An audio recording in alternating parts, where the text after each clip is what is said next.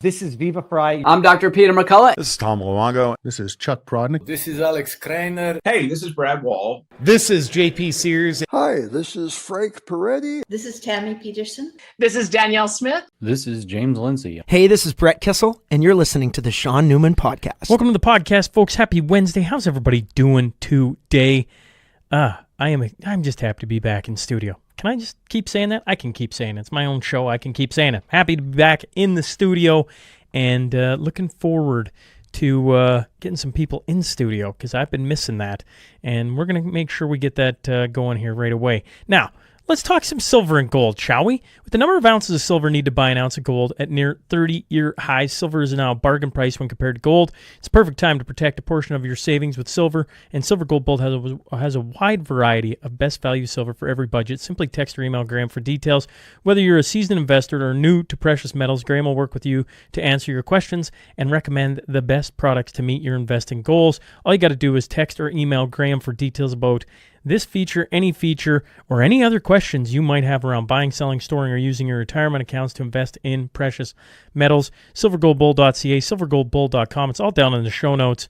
And anytime you're making a purchase, just make sure to reference the Shaun Newman Podcast. Bow Valley Credit Union. Okay, listen up. This is new. This just got sent to me. Buying and selling Bitcoin has never been easier. You're going, what? Bow Valley Credit Union has developed the first in Canada Bitcoin gateway. Not tech savvy, that is. No tech savvy. New ad read, Shaun. Come on, get it together here. Not tech savvy? No problem. With just a few clicks, you can buy Bitcoin directly from your Bow Valley Credit Union account. Members benefit from up-to-the-minute competitive pricing without the confusion or hassle of navigating complicated trading platforms. Oh my goodness, this is going to be a rough read. I'm sorry, Brett. Well, this will be memorable, won't it, folks? Without the confusion or hassle of navigating complicated trading platforms, technology, or charts, whether you're new to digital assets or already a veteran in the space, the Bitcoin Gateway makes owning Bitcoin simple, direct, and efficient. Unlike other products offering that deal in paper derivatives or pooled crypto products, the Bitcoin you purchase through the Bitcoin Gateway is real, truly yours, securely stored, insured, and never leveraged. Custody is provided for you with no risk of losing seed phrases, complicated technology, or fear of hackers. Your Bitcoin Gateway account is linked to your traditional BVCU bank account, enabling seamless on-ramps and off-ramps between fiat and Bitcoin. Little tech expertise or knowledge of blockchain required. Visit bowvalleycu.com for more information. Go down in the show notes. There's a link to it. And if you didn't understand any word I said there because you've never bought Bitcoin before, I would just say go there. It seems like it's going to be really easy. Don't make it as difficult as I just made reading the ad read. Here's the funny thing. I read the ad read. I'm like, okay, yeah, I got this. And then you go to perform, folks, and it's a little more difficult. I'm going to have to obviously do it a couple more times. But there's a new thing, buying Bitcoin at Bow Valley Credit Union. So just add it to the list of things you can do through BVCU. Diamond 7 Meats. Hey, look, mister, are you tired of the big chain stores? Discover Diamond 7 Meats, a family-run business you can trust serving our community for 26 plus years. In all the conversations they've had with their staff, I've had with their staff, they kept repeating how important values of honesty, integrity, while serving our community are. They offer all the cuts Oh, man, like what is going on a Wednesday, folks? They offer all the cuts you can find at any retail store, and their expert staff can help with your thickness, cooking temps, and all the information around meat. Ensuring you leave satisfied is exactly what they love to do. Just call, tell them what you like, and they'll cut it fresh to your taste, or just drive down, and they got stuff in the freezers or the coolers, and you can find them on the north end of town, Highway 17 and 67th Street North. You can call Diamond 7 Meats today, 306-825-9718. This has been a rough Wednesday. Maybe it's just Wednesday. Here I am all excited to be back at studio. I can't read a stupid ad read. This is something. Caleb Taves, Renegade Acres. You know, after yesterday's interview with John Carpe, he was asking about the Cornerstone Forum. You know, he got asking, like, how long have you been doing this for? And we just got talking back and forth. And then he's like, well, what's the Cornerstone Forum? He's like, I feel like I heard about that. And yeah, telling him about it, I could see him be like, oh, I got to attend that. I'm like, yeah, you should. And I'm reading through the contract right now. I know it's been a bit of a wait on it, as I've talked about it, you know, on and off for a couple months. Certainly we started talking about it back in May but there's been a few. Just got to make sure we're reading through the legal paperwork the proper way so that I'm not missing anything. But it should be coming here shortly. We do have the contract sitting on the desk. We're just making sure that nothing slips by us. But telling John Carpe about the Cornerstone Forum, I am pretty excited about it. And, the community that's come there, if you didn't come last year, you really should attend. If you're listening to this show consistently, the group of people that come are your type of people. And I think that's one of the things I learned last year. I think that's the ton of feedback I got from different people. And if you attended last year, I would love it if you'd text me, because what I'd love to do is get some testimonials so people can read what your experience was like and put that out, because I think that'd be important as well. Caleb Taves from Renegade Acres, when it comes to concrete work, I'm just talking to him, and he's been having to turn down some people. Sounds like they're kind of busy, and rightfully so, because they do expert work when it comes to concrete, whether we're talking stamped, which is inside the new studio, or just a simple concrete slab, which is not simple to me. They make it look seamless, easy, and they get it done on time, man. Like I am impressed with Caleb more and more. So shout out to Caleb Taves and Renegade Acres, the crew there that come in and do the concrete. If you're wanting to be a part of the new studio, we have a limestone rock wall being done, and your name can be engraved on it, or your company logo can be put on it. Just shoot me a text, and there's different ways to be a part of that. Skills, labor, materials, money. There's just some different ways, and we're slowly running out of time, because once the wall's up, there's no more chiseling into rock. So if you want to be a part of that, shoot me a text. If you're listening or watching on Spotify, Apple, YouTube, Rumble, X, make sure to subscribe. Make sure to hit the retweet button. And a shout out to Kevin Damon. He had texted me this morning, and I want to go take a look at it right now. I'm going on Spotify, okay? I'm up to 380 ratings, the star ratings. And he'd sent me basically how you do it. He went to Grok, said how to leave a review on Spotify.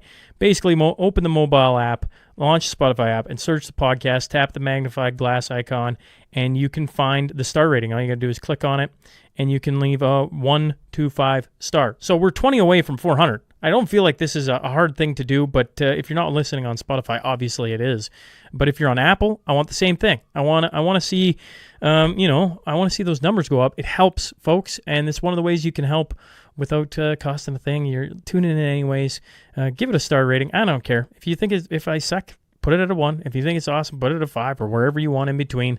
But I would love it if you'd help me out there. All right, let's get on to that tale of the tape.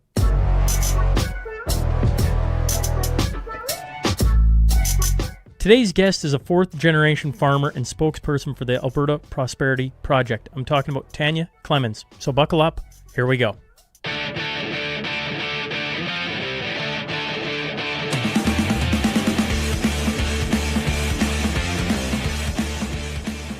Welcome to the Shaun Newman Podcast. Today I'm joined by Tanya Clemens. So, Tanya, good to see you. Yeah, good to see you too, Shaun. Now, I feel like go way back. I feel like we've known each other, it feels like, for a few years, but maybe you could enlighten the audience on who Tanya is, and we'll start there. Well, maybe first I should brag up Shaun Newman a little bit, because it was like, honestly, I think I've told you this a little bit, but I don't know if I've really conveyed it. But during COVID, when we were being told that we couldn't ask questions, that we were being isolated, when we were being made to feel very, very alone. And it was probably one of the darkest times in my entire life. The Shaun Newman podcast came out, and there was someone that was asking questions and willing to listen and willing to talk to people. And honestly, like, you were one of the people that kept me going through COVID, kept my head above water. There's a lot of people in my community and my friends that also listen to your show. So I'm just so appreciative of what you started with and what you've become. And yeah, I'm proud of you. I'm glad that we've become friends and that I've got to know you a little bit. Like, it's been an awesome journey to watch you grow and just take care of others. Well, I appreciate that. But as I don't know if it's become my standard answer, but it's the truth, is everyone's always like, yeah, this guy came out of nowhere in COVID and started asking questions. And I'm like, every time I hear that, it's people like yourself who would start texting me, and I wouldn't jump off a bridge. And I don't mean actually committing suicide, folks. I just mean, like, the amount of people in that time that called, yelled, turned their backs, all the things was pretty wild. I think it was. I don't know. I was replaying interviews through July, and we replayed an old Julie Panesi, and like listening to them, I'm like, oh man, some of the things I say and some of the things that are going on, I'm like, it's just hard to almost go back and listen to it. But it was all of you, and by you I mean Tanya and everybody else who was texting me during that time that actually kept me going. Because if it wasn't for all the people back then that were like, no, you got to keep going, I'd like, and I'll tell one short story. I had one person call me saying I had to stop. You have to stop immediately.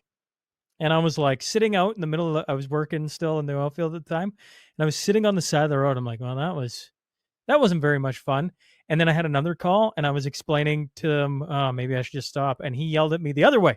What are you talking about? Stop. You're not stopping. You can't stop. You got to keep going for all of us. I'm like, oh, okay. Well, all right. And it happened day after day for, I don't know, certainly the fall of 2021 towards the Freedom Convoy. It was some hectic time. So I appreciate the compliment, but I'm going to give it right back because if it wasn't for people such as yourself, I wouldn't have kept going. Well, I don't know. Those were dark days, and I appreciate meeting people such as yourself. And now to finally have you on the podcast, is a cool treat. Yeah, it's awesome. And now here you are still advocating for Alberta and your community and the people that you love. And yeah, it's cool just to see the journey that it's become. Well, I don't know if you've been watching the news lately, but I remember hearing about climate lockdowns, and I was like, not how is that going to happen? Because with the wildfires in Alberta last year, and then having like tons of people from forestry come on, I'm like, you can see how this is going to go. I don't know if I thought it would happen the way it's happening. I don't even know if that's the right way to put it, but here we sit with Nova Scotia, Newfoundland, New Brunswick coming out with draconian things going on. Now you got a guy in the front of the Toronto Sun being fined $25,000 for taking a walk in the forest. So, it's like, I thought, maybe there's a day where I don't have to keep talking to these taboo subjects, but here we sit, Tanya, and I'm glad to have you on. I'm glad to, I don't know, maybe beautify the podcast for once, have somebody better looking than me. That's not saying a whole lot on my end, but tell the audience about yourself. We've ran into each other a ton. I feel like, over the course of several years. Geez, it's been, if you think about it, it's been 4 years now. I don't know how that math, it seems time's flying maybe, but tell the audience a bit about yourself. Well, I'm born and raised a farmer. I'm a farm girl that lives like southeast of Calgary. We have a grain farm that's been a family farm and like for a few generations now in Alberta. So we're very, very tied to the land and have a deeply rooted love for Alberta. I also am a teacher by trade. So I was educated that way and have a science degree as well. So that was kind of my passion as I was going through things as well. I loved my time in the classroom with my kids. That was some of like the best moments of my life, was just laughing and learning with my kids all day long. And that kind of ended partway through COVID, just because of temporary contracts and making sure that I wanted to be part of the farm still and not taking a full-time position and whatever. But ultimately farming has my heart, and that's kind of where I'm at. And Alberta is a big part of that. And I became part of the Alberta Prosperity Project. I believe it was in November of 2021, but they say they were founded in 2022. So I'm not even exactly sure of my dates, but COVID to me was kind of a little bit of a blur and this weird time warp that we were in. But I went to my first meeting of APP as a volunteer, just helping there. And that was when I heard Dr. Dennis Modry speak for the first time. And just some of the things that he had said during that speech. And also Tarek Alnega was there too, as an immigrant to Canada, and what he came to Canada for, and told his story. And it was pretty amazing and empowering. And that's when I became friends with him, was that same night as well. So from then on, I was just like, yeah, this is a path forward. I see that there's a clear path that Alberta can take to becoming better, more prosperous, more free. And that's what I want for us, especially in the midst of COVID. Like, freedom was what we were craving. You mentioned you were a teacher, and then obviously the connection to the farming. Did you ever or were you like heavily engaged in politics anytime before that? Like, were you always paying attention, or is this something that kind of is, I don't know, COVID thrust upon you? I think COVID definitely was the catapult that made me much more invested in it. Um, I'd always followed it a little bit. My dad was, involved in politics a little bit, and I think that maybe being part of the farming world, we're used to just like being a little bit more remote, and you've got your jobs to do for the day, so you go out there and you get your jobs done and you work hard, and you just kind of hope that the government doesn't interfere with what you're doing. Like, just let me live my life and do my work and provide for my family and my community. So I don't think it was a huge part of my life growing up until, closer to COVID. And then, like, Danielle Smith was kind of a shining star, and I helped on her campaign where I could, and just followed that whole leadership role. And yeah, that's kind of when I got started, I guess, in it more. Well, I was saying this before we started. Like, one of the criticisms I've heard about the APP is that they have no women that are involved, and I was like, oh well, No. that's not true. Although I guess I can see the perception if you go to some of their speaking events and you see Dennis Modry or Mitch Sylvester, Jeff Rath, or Tanner Naday, and I can see how it's men Yeah. on stage. I could see that, but here you are. So I'm like, to the people who say no women are involved, maybe we could talk to that first with the APP. Yeah, and I think that maybe the APP isn't so focused on making sure that we're checking off all the boxes of having someone in like every single category of things. We have, like, Dennis is the founder of it. He created the first like founding document that outlined the steps of how Alberta could actually become sovereign. And until that time, there was no clear path. There was no process that people could believe in. But now there was something that people could get behind. So he should be out there speaking, and he brings people in, and the information that he has to share is amazing. And then with Mitch and Tanner and Jeff, like, they're all experts in this whole field of pursuing a more prosperous and sovereign Alberta. So yeah, maybe they're not women, or maybe they're not whatever, but they're worth listening to and worth hearing. And there is a lot of women involved in APP. There's a lot of all the things involved in APP now. Like, before the last federal election, I believe we had like around 40,000 members in APP. And right after the federal election, it bloomed to over 200,000, 250,000 members. Like, it happened really fast within a matter of weeks. And we also onboarded almost 20,000 volunteers. So we have people from all walks of life. We have rich, we have poor, we have everything, that are willing to help and support because they see the merits of APP and what a sovereign Alberta could do for us. Were you at the leadership debate, the APP one where they had Ezra Levant, and then it was when Premier Kenney had stepped down, and so you had Danielle Smith, Todd Lowen, Travis Tays, Rebecca Schultz? No, I don't think Taves didn't go, and I don't think Schultz did either. I think Brian Jean, maybe Rebecca Schultz. I think there was only 3, maybe 4 of them on stage, and that was my first introduction to the APP. I have this funny story with Tanner because he's been on the podcast so much, but we ran into each other. We live across the street right now from one another, which is funny enough. But I met him in a Bell Mobility store, right around that time, and he's like, "Hey, you're Shaun Newman." I'm like, yeah. And he's like, "I'm Tanner Naday." I'm like, "Oh, okay, who is this guy?" And he told me about the APP, and he walked away. I don't know if I've ever told him this. I think I have. I'm like, that was weird, and I just carried on. I didn't think much of it. And then it's funny how, personally, I think the Lord works in that. Now me and Tanner have become really good friends, and we see each other quite often. And then he's been on the podcast so much. But I went to that APP debate. I'd hosted in Vermilion I don't know, 2 weeks before. And one of the things I really enjoyed about the APP was how direct their questions were. Like, it was a full venue, but then like they didn't mince words. And I was like, oh, if I ever do this again, I'm going to take a page from them, because they were so direct in trying to get the leaders to answer questions that mattered. And somewhere there has to be game tape from that debate, because they asked them every fastball question they could. And by heater or fastball, I mean like throwing at the head, and let's see how they do with this. And obviously Danielle Smith at the time was the clear-cut winner over again. I don't know. Were you at that one? Was that the one in Calgary? No, it was in Edmonton. Okay, no, I was not at that one. Oh, No, I it think the was. first time I met you was actually in Calgary at a leadership debate there at, Oh, at the one in the rooftop, yeah, the yeah, Western Standard one. yeah, I remember because I was kind of fangirling you. I'm like, "Oh my gosh, that's Shaun Newman. That's the podcast guy." And then I had I a conversation about how someday I'm gonna be on your podcast, Shaun, and you're like, "What are you gonna have to say?" I'm like, "I'm not sure right now, but look how things have developed. Now I've got well, lots to say." it's funny though because like the APP, I've had Mitch, Jeff, Tanner, Dennis. I've had lots of people on from the APP. Yeah, And I think it's an important conversation to keep going because it's obviously sitting there.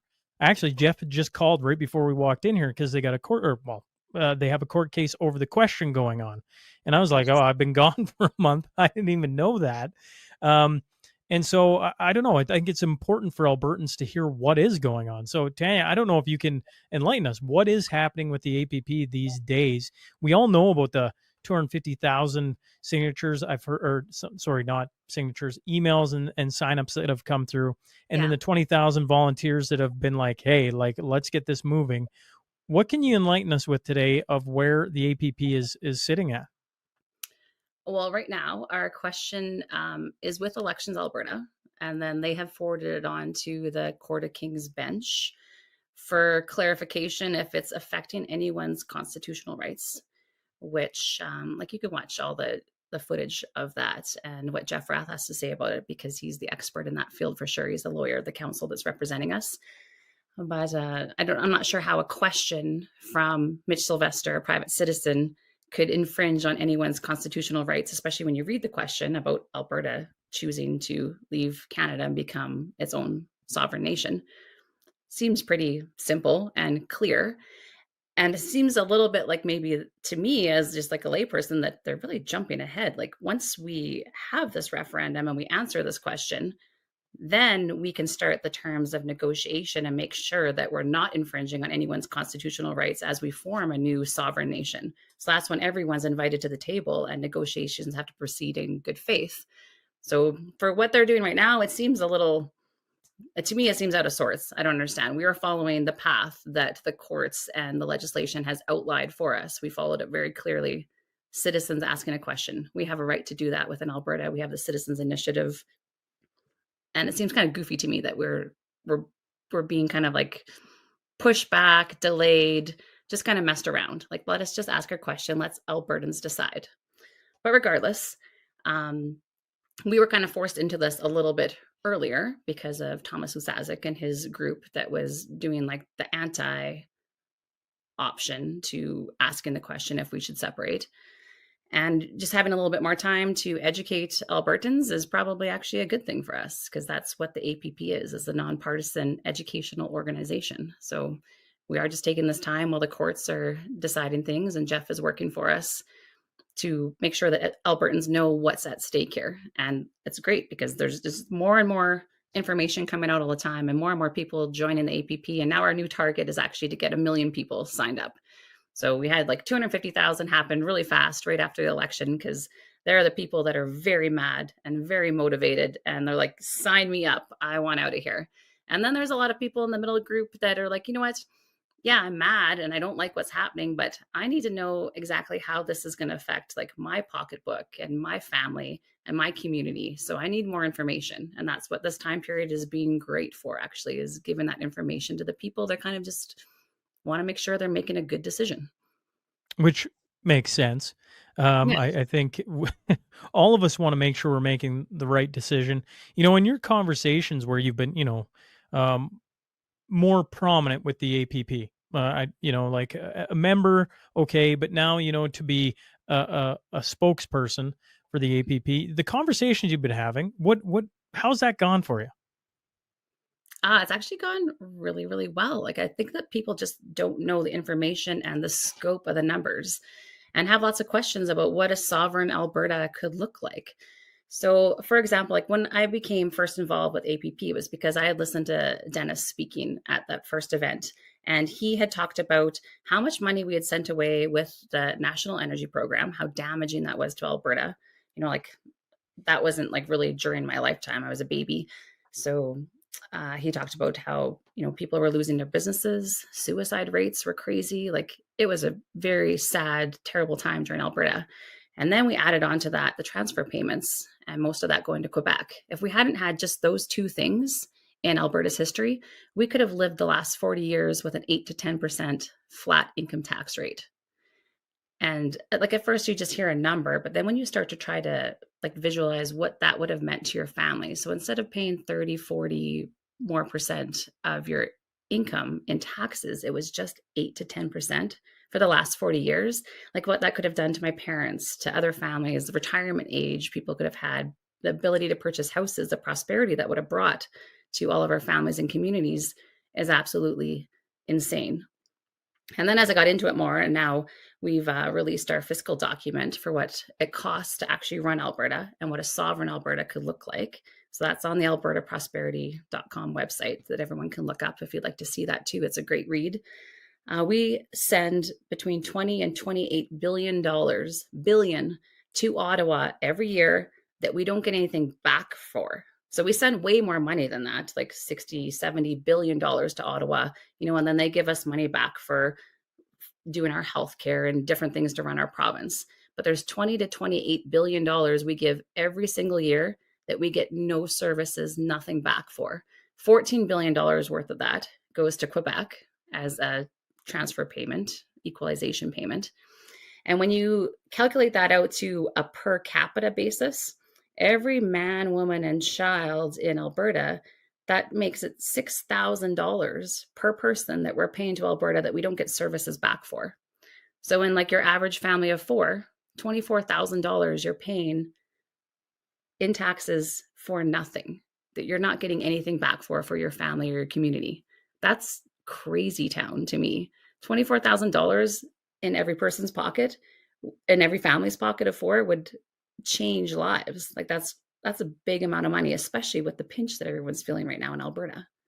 Yeah, I can imagine. Can you imagine family of five on this side, an extra 30 grand, just chilling there? Even if it's an extra 10 grand, I always go, let's just take worst case scenario and it's actually a smaller number.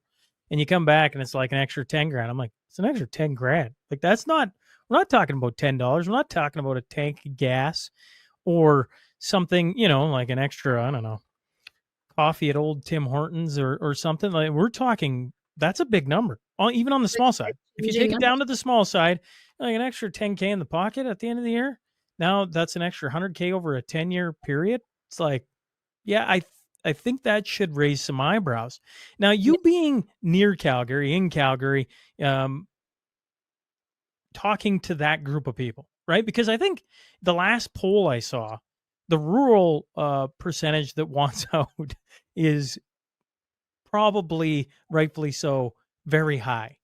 When you get into the bigger centers and you're talking to different people about this, is there a disconnect there, or do you see more and more Calgarians like, no, this makes sense? Well, there's a lot of Calgarians that are very heavily involved in oil and gas. For sure. And lots of business owners, people that have, economic common sense. So they see the merits definitely of this. There's also, it follows very politically, I think, with like provincial politics. And you can see when we had our last provincial election where the colors change, it's in the major city centers.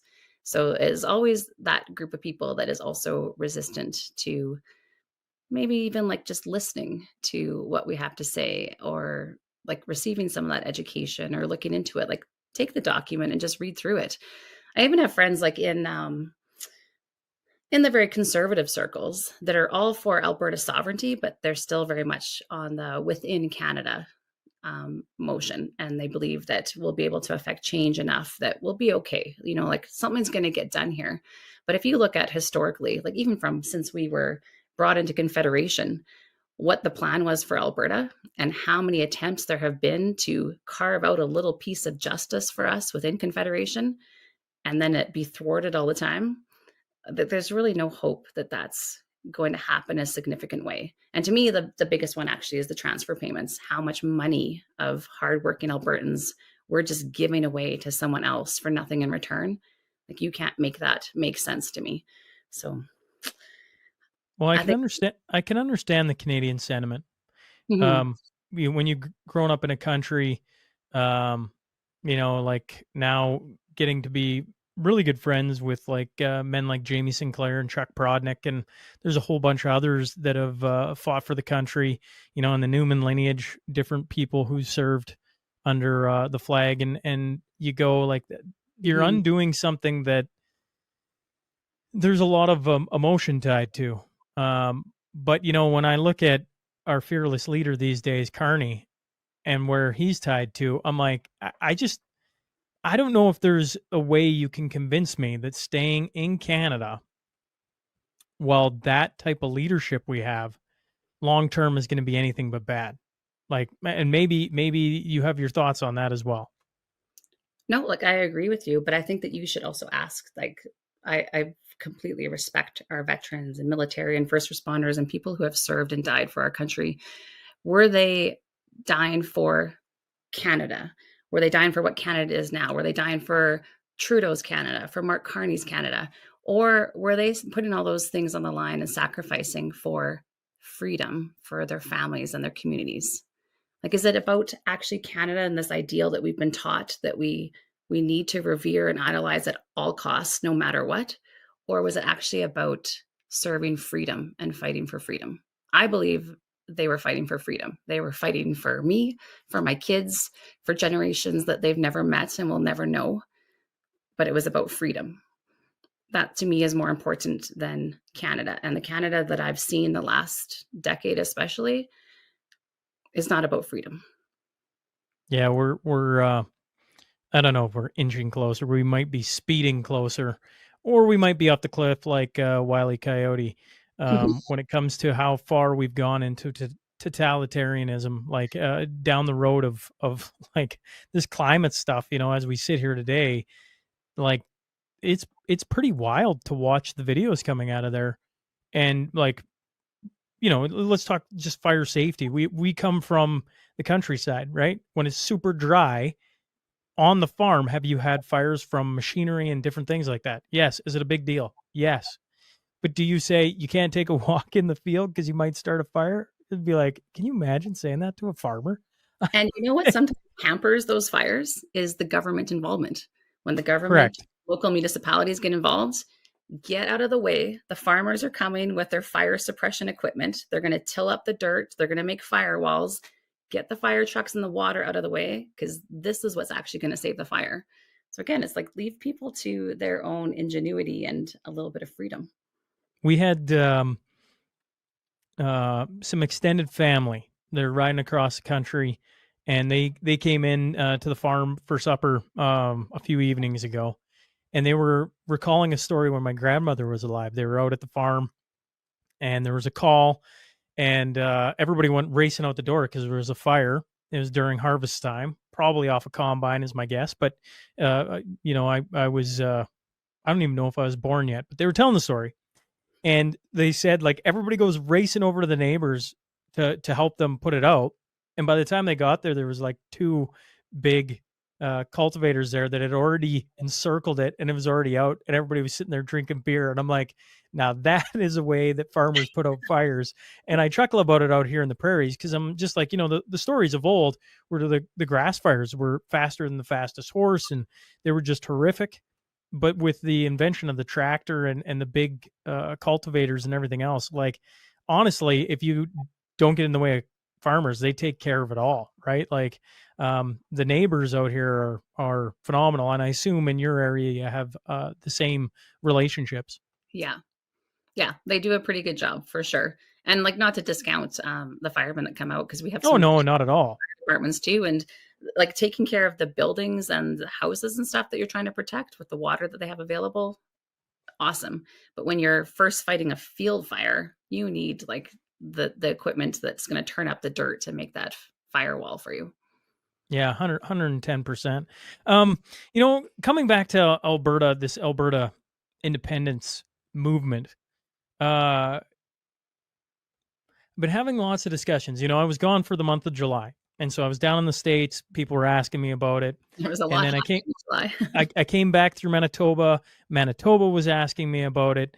And probably the simplest question is whether I thought it was possible. And so I'll just throw it at you, Tanya.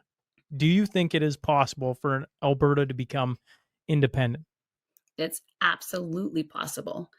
The only thing that we need is the will of Albertans. So Albertans need to vote when we have our referendum question, because it's actually rare for a country to have a clearly outlined process, a legal process for a province or state to separate from that country. Like there's not many countries in the world that actually have that, but Canada has that through like the Clarity Act, and Alberta has their Citizens Initiative for bringing a referendum to the table. So we have a clearly outlined legal path to do it. We need Albertans to vote 50% plus one in favor of it, or even better, like a very clear majority, because the Clarity Act, funny that the name is Clarity and it's a very unclear act. It leaves a lot of power in the hands of the federal government, which is why I believe it was implemented the way that it was. Either way, international law says that if you have a clear majority of 50% plus one and two other countries will recognize you as a sovereign state, you are a sovereign state and you proceed with the negotiations of what that looks like. So yeah, there's lots of paths for it to actually happen. It just starts with that first initial vote that we need to have a majority vote that we want out of Canada.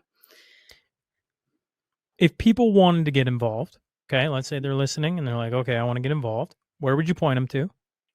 AlbertaProsperity.com, AlbertaProsperityProject.com. Both websites work. There's a volunteer sign-in thing there that you can put your information into. And our group will take that information and make sure that you're put into an area that you want to volunteer in. Because the more people, the better. And the next thing is there any big events or dates, key dates that are coming up that you think Albertans should be paying attention to? Well, on our website underneath events, there's always town hall meetings happening everywhere. And like Dennis and Mitch and Jeff, Tanner, like amazing troopers that are going all across the province over and over again, putting on town halls, just trying to educate Albertans on what is happening with the Alberta Prosperity Project movement and with what a sovereign Alberta could look like. So those events are all listed on there as they keep coming up and getting booked. This coming Thursday is supposed to be the next day that we hear back from the Court of King's Bench. And the judge said that he would be giving a verdict on whether he's accepting Jeff Rath's motion to strike, which means that they would wipe away, any contention to what our question is and just let it proceed, or whether we need to have to grant intervener status to a bunch of different groups and have them weigh in and go through a process and maybe delay our question coming to Albertans by a couple months. So that verdict's supposed to come on Thursday. So that's kind of for the audience, we have Jeff Rath joining the mashup on Friday, so we'll get to hear all about it that day and what comes of that. Now, is there anything else Alberta Prosperity Project you want to talk about, or can I ask you a farming question? Oh, well, you can ask a farming question if you want. I think maybe the last thing I would just leave for like Alberta Prosperity Project is to people really, when they're starting to like listen to the information that we're putting out and getting educated on it, is if Alberta was a province, a separate nation all by itself right now, and Canada came to us and said, hey, would you want to join us under the current terms that Alberta is in a million years, would we ever want to join this country? Like, could we possibly do something far, far better than what Canada has right now? Could we create something more prosperous, more free, when we have the information of the entire world at our fingertips? Do you not think that we could do something much, much better than the place that we are currently stuck in? So I guess I just kind of leave you with that. Well, and the thing I think about is, in our lifetime, has there ever been an opportunity that is sitting right now with the amount of motivation of Albertans and the fact you have Carney? If I could be wrong on this. Maybe Pierre would have been in, and the sentiment to leave would have grown by the day. But with Carney in, and the Liberals remaining in power, I just feel like, whether Alberta leaves or they strike out and find a new deal within Canada or whatever comes here over the next year or years, I don't know if there's ever been an opportunity quite like this. Would you agree with that thought? Yeah, I would agree with that. It strikes me as absolutely bizarre watching Pierre Poilievre's like lead up to the last election and the enthusiasm behind him, like the rallies. Well, I went to a couple of rallies and brought my kids to them too, and the size of them and the excitement, like that's never been happening in Canada before. He had so much momentum. And then to see that lose an election, like it doesn't even make sense to me. Like we're fighting a global agenda that wants something very different for Alberta than what Albertans want. So this is our last chance, I think, to actually create change, to make something new. And after this, it will be too late. And how amazing would it be to be remembered as the generation that actually stood up and made that change and did something for our kids and for our grandkids, that they could talk about us in the future saying that was the generation that stood up and made the difference. They did it. Yeah, well, and one of the blessings of COVID was people such as yourself and a whole bunch of others all got connected, right? Because it was just like, what is happening here? And I assume there's going to be a whole new group that come through if we get into climate lockdowns and everything like that. There's going to be a whole new group go, what the deuce is going on here? Right? Like around the campfire this weekend, sitting at a nice, beautiful Alberta provincial park. It's like, yeah, just imagine you're not allowed to do this. You're not allowed to come here because there's wildfires going on. And I'm not downplaying wildfires. I know they're horrific. Here in Alberta, we've certainly seen some awful things, and in Saskatchewan too, that have been brutal to the communities there. And I've done, if you go back a year, I've interviewed a ton of guys out in BC talking about the logging and forestry maintenance and all the things there.